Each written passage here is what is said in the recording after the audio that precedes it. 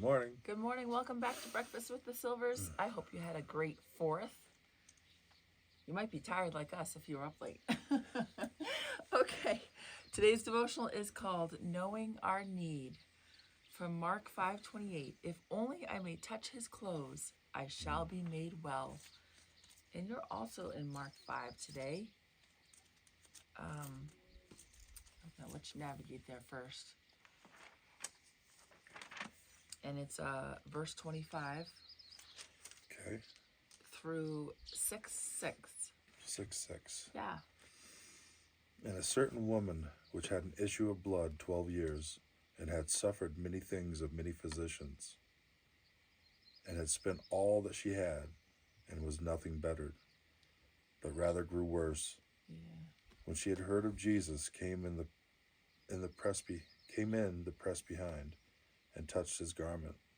For she said, If I may touch but his clothes, I shall be whole. And straightway the fountain of her blood was dried up. And she felt in her body that she was healed of that plague. And Jesus, immediately knowing in himself that virtue had gone out of him, turned him about in the press, and said, Who touched my clothes? And his disciples said unto him, Thou seest the multitude thronging thee, and sayest thou, Who touched me? And he looked round about to see her that had done this thing. He knew it was a woman, because he said, and he looked round about to see her that had done this thing. But the woman, fearing and trembling, knowing that was done in her, came and fell down before him, and told him all the truth. And he said unto her, Daughter, thy faith hath made thee whole. Go in peace, and be whole of thy plague. While he yet spake, there came from the ruler of the synagogue's house certain which said, Thy daughter is dead. Why troublest thou the master any further? As soon as Jesus heard the word that was spoken, he saith unto the ruler of the synagogue, Be not afraid, only believe. And he suffered no man to follow him, save Peter, and James, and John, the brother of James. And he cometh to the house of the ruler of the synagogue, and seeth the tumult, and them that wept and wailed greatly. And when he was come in, he saith unto them, Why make ye this ado, and weep? The damsel is not dead, but sleepeth.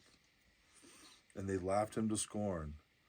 But when he had put them all out, he taketh the father, and the mother, and the damsel, and them that were with him, and entereth in where the damsel was lying. And he took the damsel by the hand, and said unto her, Talitha cumi, which is being interpreted, Damsel, I say unto thee, arise. And straightway the damsel arose and walked, for she was of the age of 12 years.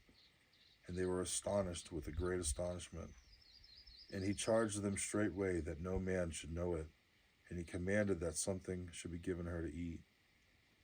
And he went out from thence, and came into his own country, and his disciples followed him. And when the Sabbath day was come, he began to teach in the synagogue. And many hearing him were astonished, saying, From whence hath this man these things? And what wisdom is this which is given unto him, that even such mighty works are wrought by his hands? Is not this the carpenter, the son of Mary, the brother of James and Jose, and of Judah and Simon? And are not his sisters here with us? And they were offended at him. But Jesus said unto them, A prophet is not without honor, but in his own country, and among his own kin, and in his own house. And he could there do no mighty work, save that he laid his hands upon a few sick folk, and healed them. That's a few sick folk.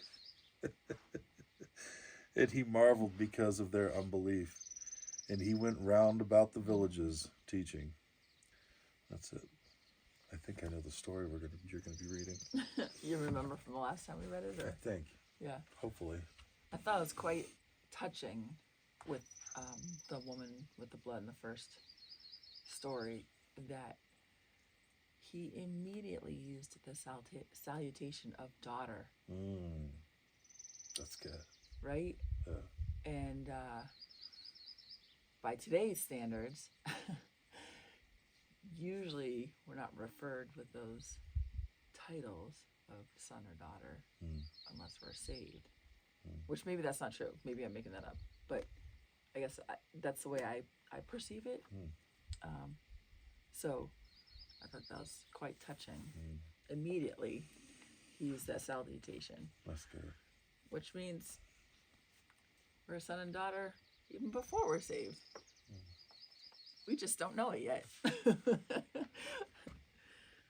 What a privilege to care for the flock of God, to be used by God to encourage the people, to help stand against the many trials that affect the needy.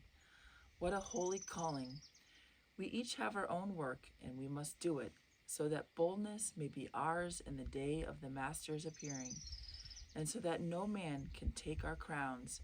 Revelation 3:11. Since the Lord is always encouraging us, we have encouragement for others. We must have a willingness, a ready mind, a yielding to the mind of the Spirit.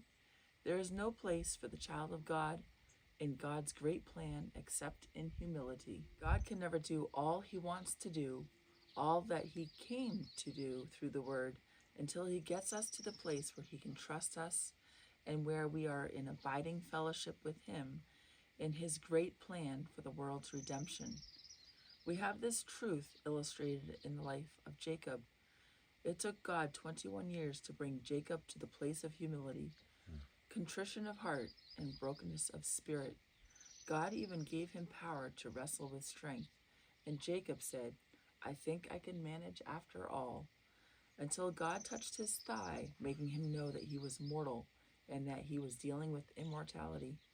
As long as we think we can ourselves, we will try to do it. Isn't that the truth? Woo! Even with the little things.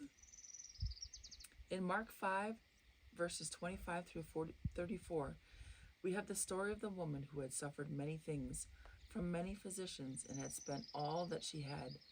She was no better, but rather grew worse. She said, "If only I may touch his clothes, I shall be made well." She came to know her need. It is when we are empty and undone, when we come to God in our nothingness and helplessness, that he picks us up. Thought for today: our full cupboard is often our greatest hindrance. How could she possibly know that if she could just touch the hem of his garment?